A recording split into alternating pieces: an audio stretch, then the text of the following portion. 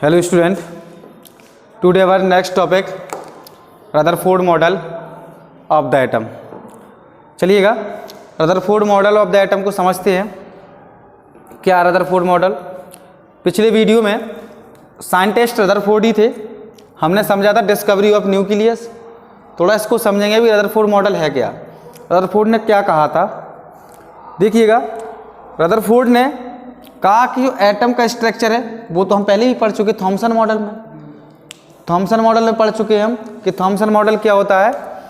Thompson model में पढ़ा था कि जो एटम का स्ट्रक्चर है वो किस तरीके का होता है, एक स्फीयर की तरह होता है ना, स्फीयर की तरह होता है एटम का स्ट्रक्चर। तो ये रदरफोर्ड ने ही बताया कि स्ट्रक्चर हमारे स्फीयर की तरह होता है। और इसके बाद रदरफोर्ड के एटम में रदरफोर्ड जो डिस्कवरी की थी न्यूक्लियस की, तो वहाँ से हमें क्या पता चला कि एटम के अंदर क्या प्रेजेंट रहता है, न्यूक्लियस। क्योंकि हमें पता चल गया, रदरफोर्ड ने बताया था कि कोई ना कोई तो ऐसी चीज़ है। हमने क्या पढ़ा था इसमें कि कुछ एक गोल्ड फॉइल को लिया है, इस गोल्ड फॉइल में जब अल्फा पार्टिकल्स की बीम को गुजारा था तो मोस्टली अल्फा पार्टिकल्स की बीम क्या थी, निकल जा रही थी, लेकिन कुछ अल्फा पार्टिकल्स की बीम रिबाउंड हो रही थी। तो उन्होंने कहा है कि एटम के सेंटर में ऐसा क्या पाया जाता है, कुछ ना कुछ तो ऐसा पाया जाता है जो कि अल्फा पार्टिकल से भारी है। अल्फा पार्टिकल से भारी है ना। अल्फा पार्टिकल से भारी होने का मतलब, अल्फा पार्टिकल्स का मास क्या बताया था मैंने, 4 AMU, यानी कि हीलियम एटम को ही तो अल्फा पार्टिकल्स कहा था। हीलियम का मास क्या होता है, 2 × 4 होता ना। हीलियम का एटॉमिक नंबर होता है 2, मास होता है 4। तो कहीं ना कहीं से अल्फा पार्टिकल से भी भारी कोई ऐसी चीज है जो एटम के सेंटर में पाई जाती है, तब तो वो उस रेस को रिबाउंड कर रही है। कोई भारी चीज से छोटा ऑब्जेक्ट टकराएगा तब तो रिबाउंड होगा। अगर भारी चीज से छोटा भारी ये है और छोटी चीज से टकराएगा तो उसको पार करता चला जाएगा। तो उसने क्या बताया था इसमें, उसने ये बताया था कि एटम का मोस्ट ऑफ द पार्ट खाली है। जो हमारी रेस सीधी निकल जा रही थी तो उन्होंने ये ऑब्जर्व किया कि इसका जो मोस्ट ऑफ द पार्ट है वो खाली है, तब तो रेस सीधी निकलती जा रही।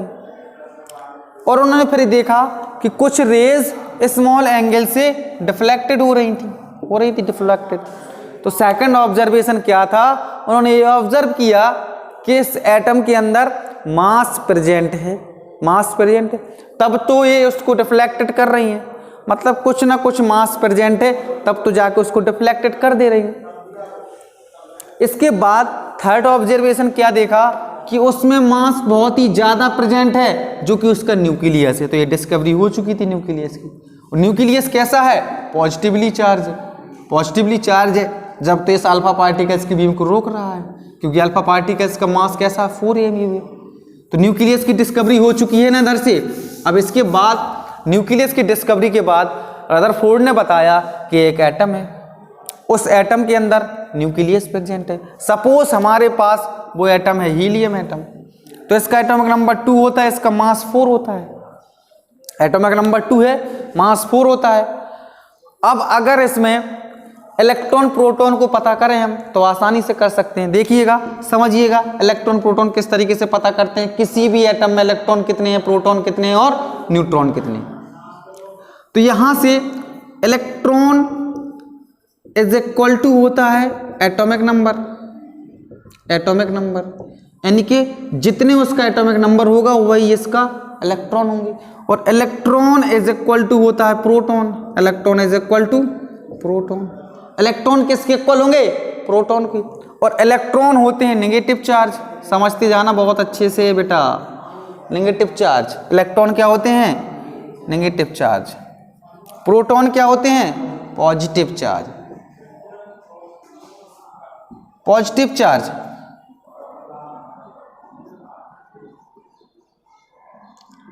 ये पॉजिटिव चार्ज होंगे प्रोटॉन, ये नेगेटिव चार्ज होंगे इलेक्ट्रॉन। तो उन्होंने कहा atomic number is equal to electron. तो इसका एटॉमिक नंबर 2 है, तो इसमें इलेक्ट्रॉन कितने प्रेजेंट होंगे, 2। इलेक्ट्रॉन पर क्या है, डिस्कवरी पड़ी थी इलेक्ट्रॉन की, discovery of electron, negative charge. तो इसका इलेक्ट्रॉन 2 है। प्रोटॉन कितने हैं इसमें, 2, क्योंकि electron is equal to proton. अब इन दोनों का ऐड करने पर, दोनों का ऐड करो 6 होता है, दोनों का ऐड 6 होगा। अब जो बचे हैं, 2 इलेक्ट्रॉन निकल गए, 2 प्रोटॉन निकल गए, तो बचे हुए क्या है, न्यूट्रॉन। न्यूट्रॉन कितने इसमें प्रेजेंट है, 2। तो जाहिर सी बात है, बहुत ही सिंपल है इलेक्ट्रॉन प्रोटॉन न्यूट्रॉन को निकालना। Electron is equal to atomic number. Atomic number electron के इक्वल होता है, या कहें इलेक्ट्रॉन एटॉमिक नंबर के इक्वल्स होते हैं, और प्रोटॉन किसके इक्वल होगा? इलेक्ट्रॉन के equal. Proton is equal to electron, और जो बचते हैं वो न्यूट्रॉन है। और एग्जाम्पल दे देते हैं, एक एग्जाम्पल और दे दें। देखिएगा, मैं सोडियम को ऑब्जर्व करता हूं, सोडियम को ऑब्जर्व करूंगा, सोडियम का एटॉमिक नंबर 11 होता है, इसका मास 23 होता है, मास 23 होता है, एटॉमिक नंबर 11 होता है। तो मैंने क्या पढ़ा? इलेक्ट्रॉन किसके इक्वल है? Electron is equal to atomic number. तो एटॉमिक नंबर इसका कितना है? 11। तो इलेक्ट्रॉन कितने होंगे? 11, है ना। तो इलेक्ट्रॉन कितने प्रेजेंट हो गए इसमें? 11।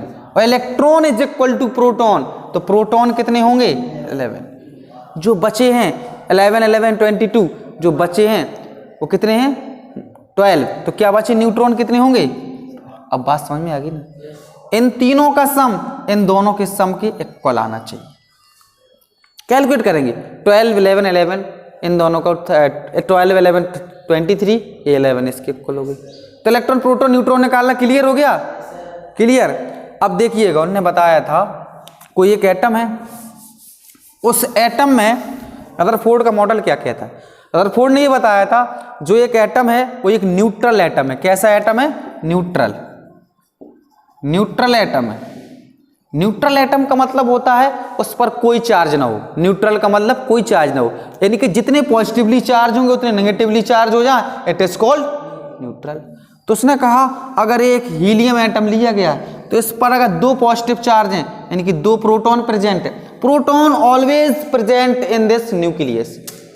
न्यूक्लियस के अंदर प्रोटॉन प्रेजेंट होते हैं और इलेक्ट्रॉन उसकी आउटर सेल में रिवॉल्व करते हैं। अगर इसमें 2 प्रोटॉन प्रेजेंट है हीलियम एटम में, तो सिर्फ 2 ही इलेक्ट्रॉन प्रेजेंट होंगे जो कि आउटर मोस्ट में होते हैं। समझे बात को? नहीं समझे? ठीक है।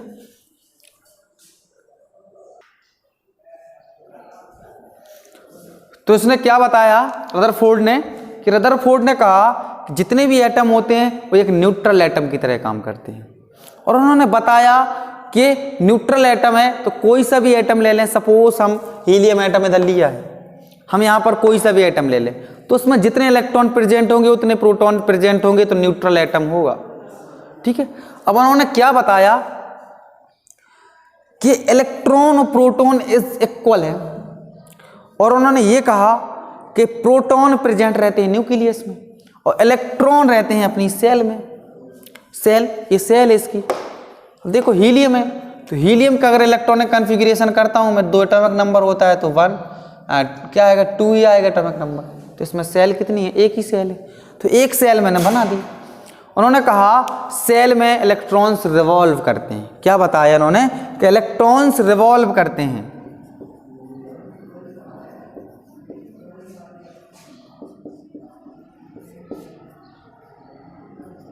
ठीक, देख लेना, रिवॉल्व। ठीक है, इलेक्ट्रॉन्स रिवॉल्व करते हैं। यहाँ पर इलेक्ट्रॉन्स रिवॉल्व करने का मतलब सिर्फ और सिर्फ रिवॉल्व करते हैं। अब यहाँ देखिए पॉजिटिव चार्ज है, ये पॉजिटिव चार्ज है, ये नेगेटिव चार्ज है। अब पॉजिटिव चार्ज और नेगेटिव चार्ज जब कोई इलेक्ट्रॉन्स रिवॉल्व करेगा तो उसके बीच में लगता है इलेक्ट्रोस्टैटिक फोर्स। कौन सा? Static force, electrostatic force.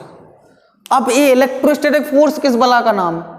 देखिए, इन दोनों के बीच में इलेक्ट्रोस्टैटिक फोर्स लगता है। और स्टूडेंट एक चीज और समझिएगा, कोई भी चीज जब घूमती है तो उस पर कौन सा फोर्स लगता है? Centripetal force. Centripetal force, centripetal force. किसी भी चीज को घूमने के लिए सेंट्रीपिटल फोर्स की जरूरत होती है। तो उन्होंने कहा इलेक्ट्रॉन और प्रोटॉन के बीच इलेक्ट्रोस्टैटिक फोर्स लगता है। इलेक्ट्रोस्टैटिक फोर्स क्या होता है? इलेक्ट्रॉन को प्रोटॉन अपनी तरफ रिवॉल्व करता है, मतलब खींचता है। ये रिवॉल्व कर रहा है, कंटिन्यू घूम रहा है, घूम रहा है, तो इसको घूमने के साथ साथ पॉजिटिव चार्ज नेगेटिव चार्ज को अपनी तरफ अट्रैक्ट करता है। आपने मैग्नेट को देखा होगा। मैग्नेट क्या है? मैग्नेट आयरन को अपनी तरफ अट्रैक्ट करती है। तो यहाँ का पॉजिटिव चार्ज यहाँ के इलेक्ट्रॉन को अपनी तरफ अट्रैक्ट करता है, अट्रैक्ट कर रहा है। तो उन्होंने ये बताया था कि इलेक्ट्रॉन्स कंटिन्यू रिवॉल्व करता है।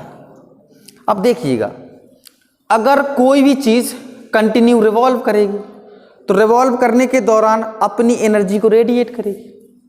सिंपल सी बात है। अगर आपको कहा जाए कि आप कंटिन्यू दौड़िए तो आप कंटिन्यू दौड़ोगे तो अपनी एनर्जी रेडिएट करोगे, और अगर आपको एनर्जी कहीं से मिलेगी नहीं तो आप गिर जाओगे, जाहिर सी बात है। तो रदरफोर्ड ने कहा इलेक्ट्रॉन्स रिवॉल्व करते हैं, सिर्फ रिवॉल्व करते हैं। अगर कोई चीज रिवॉल्व करती है, इसलिए रदरफोर्ड के फेलियर आ गया, ड्रॉबैक आ गया। अगर कोई चीज रिवॉल्व करेगी, कंटिन्यू रिवॉल्व करेगी तो एनर्जी रेडिएट करेगी, और एनर्जी रेडिएट करेगी तो एक टाइम ऐसा आएगा कि अपना पूरी एनर्जी खो के न्यूक्लियस में गिर जाएगा, क्योंकि घूम रहा है न्यूक्लियस, तो जो कहते हैं ये अट्रैक्ट कर रहा है, तो न्यूक्लियस में गिर जाएगा, इलेक्ट्रॉन तो खत्म ही हो जाएगा। तो समझिएगा इन दोनों के बीच कौन सा फोर्स लगता है, electrostatic force. What is electrostatic force? Electrostatic force होता है EF is equal to K, यानी कि समझिए K क्यों आया उसको भी समझा। इन दोनों के बीच इलेक्ट्रोस्टैटिक फोर्स लग रहा है, तो electrostatic force EF directly proportional होता है Q1 Q2 के।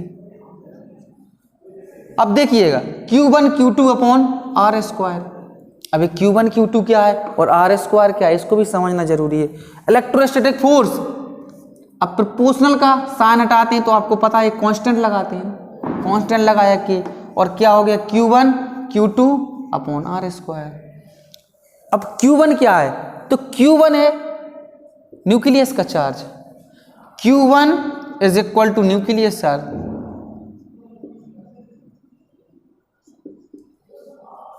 Q2 क्या है, Q2 क्या है, इलेक्ट्रॉन चार्ज,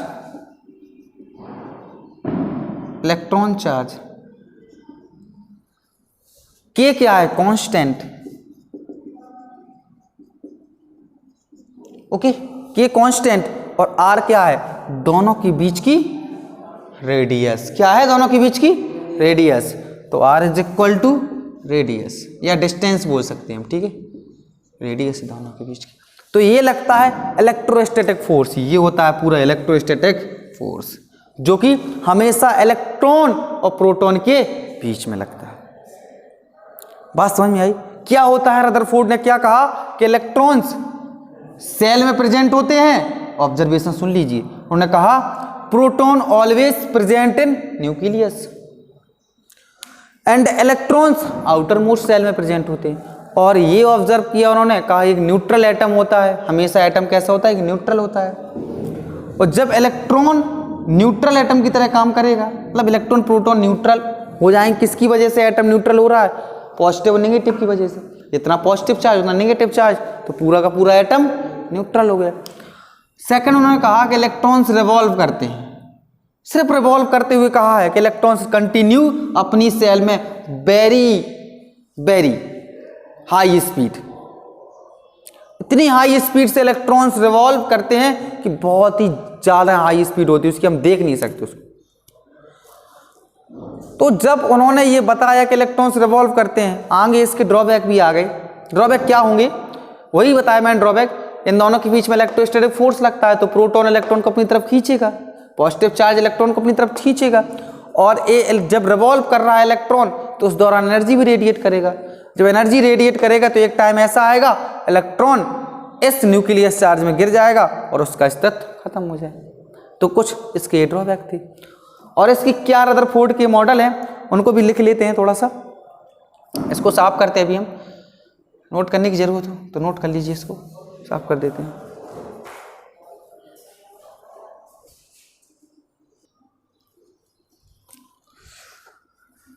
देखिए स्टूडेंट, तो रदरफोर्ड के कुछ पॉइंट थे, उन पॉइंट्स को लिख लेते हैं हम।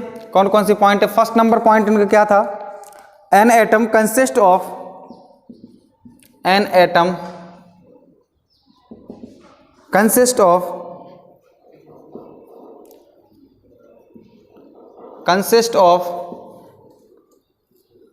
a positively charged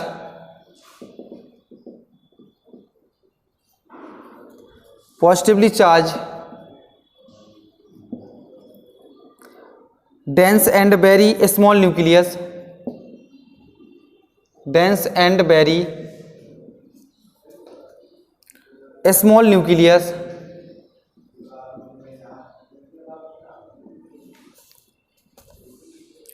containing all the protons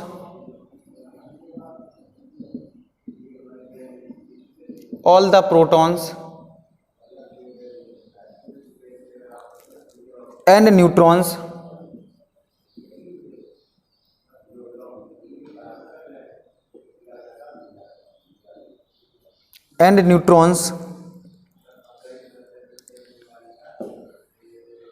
almost the entire, यहीं तक लिखिएगा, मैंने क्या लिखा, an atom consist of positively charge dense and very small nucleus, मतलब जो न्यूक्लियस होता है वहां पर उसका पॉजिटिवली चार्ज पूरा प्रेजेंट रहता है। ठीक।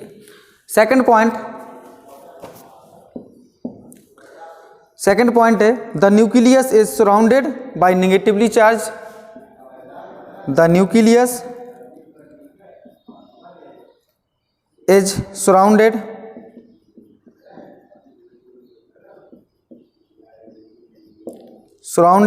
by negatively charged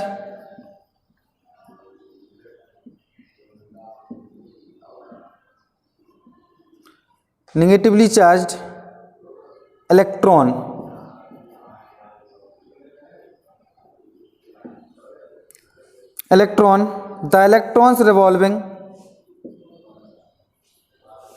the electron revolving round the nucleus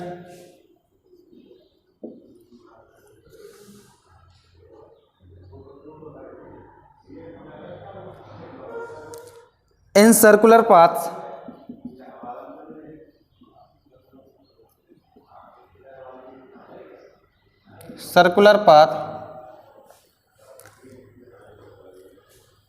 at very high speed।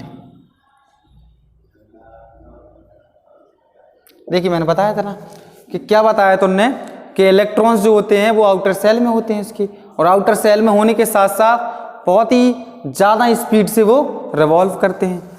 Third point होगा इसका, most of the atom empty space, most of the atom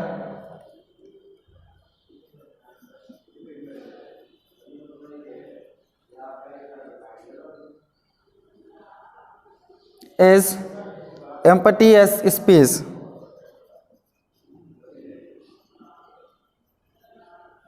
next 4 number point होगा इसका, an atom is electrically neutral, an atom is electrically neutral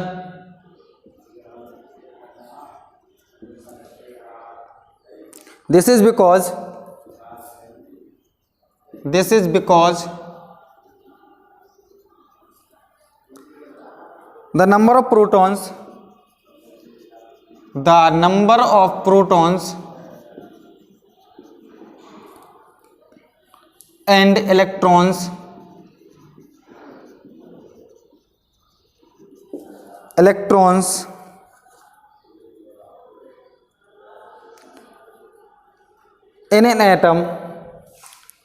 in an atom is equal। Fourth point clear हो गए होंगे इसकी। देखिएगा लिखने की भी ज़रूरत नहीं है, हमें सिर्फ समझना ज़रूरी है।